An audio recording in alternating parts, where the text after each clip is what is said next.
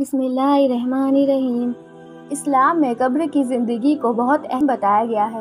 یہ وہ دور ہوتا ہے جب انسان کی موت کے بعد اس کا حساب شروع ہوتا ہے۔ قبر کی پہلی رات اور قبر کا عذاب کا ذکر قرآن اور حدیث میں بار بار آتا ہے، جو ہمیں یہ سمجھنے میں مدد کرتا ہے کہ مرنے کے بعد کی زندگی کتنی اہم ہے۔ اس ویڈیو میں ہم اہم موضوع پر بات کریں گے کہ قبر کی پہلی رات کیسی ہوتی ہے، قبر کا عذاب کیا ہے اور اس سے کیسے بچا جا سکتا ہے۔ موت کا منظر۔ موت کا انجام نیک اور بد انسان دونوں کے لیے الگ الگ ہے۔ موت کے وقت جسم سے جو روح نکلتی ہے وہ نیک اور بد انسان کے الگ الگ طریقوں سے نکلتی ہے۔ نیک انسان کی روح کا استقبال فرشتے خود کرتے ہیں، جو عزت اور احترام کے ساتھ کیا جاتا ہے، اور بد انسان کی روح سختی سے نکالی جاتی ہے۔ جو گناہوں میں ڈوبے ہوئے انسان کی روح ہوتی ہے وہ تشدد سے نکالی جاتی ہے۔ الموت جسرٌ یوصل الحبیب الی الحبیب۔ موت ایک پل ہے جو محبوب کو محبوب سے ملاتی ہے۔ برزخ کی زندگی کیا ہے؟ یہ موت اور قیامت کے بیچ کا دور ہے۔ اس میں انسان یا تو سکون میں رہتا ہے یا عذاب میں۔ برزخ میں نیکی اور بدی کا اثر۔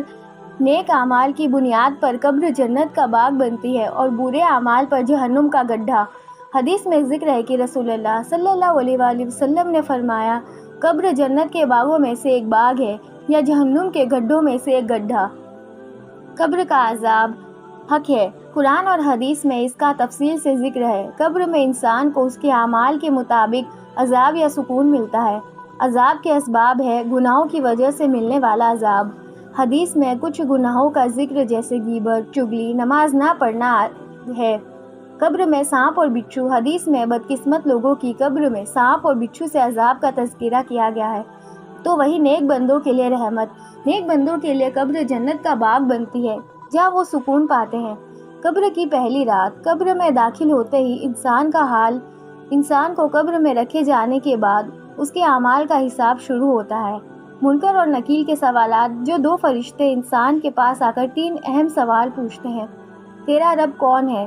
جو نیک بندہ ہوگا وہ اس کا جواب دے سکتا ہے، تو وہی دوسرا سوال ہوگا، تیرا دین کیا ہے؟ تیرا نبی کون ہے؟ صحیح جوابوں کا انعام ہوگا۔ جو لوگ ان سوالوں کا صحیح جواب دیتے ہیں ان کے لیے قبر جنت کا باغ بن جاتی ہے، اور غلط جواب دینے والوں کے لیے جہنم کا گڈھا بن جاتی ہے۔ منکر نکیر کا پہلا سوال، رب کون ہے؟ نیک انسان کہے گا میرا رب اللہ ہے، تو وہی گنہگار بندہ جواب دینے میں ناکام ہوگا۔ دوسرا سوال، تیرا دین کیا ہے؟ نیک بندہ کہے گا اسلام میرا دین ہے، تو وہی گنہگار بندہ پھر چپ رہے گا۔ تیسرا سوال ہے، تیرا نبی کون ہے؟ نیک بندہ کہتا ہے محمد صلی اللہ علیہ وآلہ وسلم میرے نبی ہے، وہی گنہگار انسان جواب نہیں دے پاتا۔ نیک بندوں کے لیے انعام۔ نیک بندوں کے لیے قبر کا سکون۔ جو لوگ دنیا میں نیک اعمال کرتے ہیں ان کی قبر جنت کا باغ بن جاتی ہے۔ حدیث کا ذکر ہے کہ رسول اللہ نے فرمایا، نیک بندوں کی قبر میں جنت کی خوشبو آتی ہے، روح کے لیے آرام ہوتا ہے، سکون ملتا ہے۔ وہی گنہگاروں کے لیے عذاب بھی ہے، جیسے قبر میں تنگی۔ گنہگاروں کی قبر تنگ ہوتی ہے اور ان کی پسلیاں ایک دوسرے میں گھس جاتی ہے۔ حدیث کا ذکر حضرت عثمان رضی اللہ تعالیٰ عنہ سے روایت ہے، قبر آخرت کی پہلی منزل ہے۔ اگر یہ منزل آسان ہو گئی تو آگے سب آسان ہے۔ سخت عذاب کے فرشتے لوہے کے بڑے بڑے ہتھوڑے لے کر انسان کو سزا دیتے ہیں۔ قبر کے عذاب سے بچنے کے بھی کچھ طریقے ہیں، جیسے توبہ اور استغفار۔ اللہ سے سچے دل سے توبہ کرنے پر انسان قبر کے عذاب سے محفوظ رہ سکتا ہے۔ نماز کی پابندی۔ 5 وقت کی نماز قبر کے عذاب سے بچانے کا سب سے اہم ذریعہ ہے۔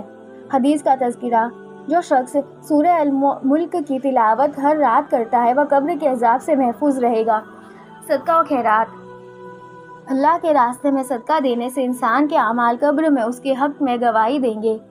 حدیثوں میں بھی قبر کا ذکر ہے۔ ایک حدیث کے مطابق رسول اللہ صلی اللہ علیہ وآلہ وسلم نے اکثر قبر کے عذاب سے پناہ مانگی۔ انہوں نے کہا کہ قبر کا عذاب اتنا سخت ہوگا کہ اگر انسان اسے دیکھ لے تو وہ ہر وقت اللہ کی یاد میں رہے گا۔ حدیث کا تذکرہ، قبر جنت کے باغوں میں سے ایک باغ ہے یا جہنم کے گڈھوں میں سے ایک گڈھا۔ آخرت کی منزل۔ برزخ سے آخرت کا سفر۔ قبر سے نکل کر انسان قیامت کے دن حساب کتاب کے لیے اٹھایا جائے گا۔ نیک انسان جنت میں داخل ہوگا تو وہی گنہگار جہنم میں۔ تیاری کا پیغام۔ اس دنیا میں کیے گئے اعمال ہی آخرت کے سفر کا سامان ہوں گے۔ نیک عمل اور توبہ سے ہی انسان قبر اور آخرت کے عذاب سے بچ سکتا ہے۔ قبر کا عذاب حقیقت ہے۔ قبر کا عذاب اور پہلی رات ہر انسان کے لیے ایک اہم مرحلہ ہے۔ یہ زندگی آخرت کی تیاری کا وقت ہے۔ توبہ اور نیکی کی اہمیت۔ نیک اعمال سے انسان قبر اور آخرت کے عذاب سے محفوظ رہ سکتا ہے۔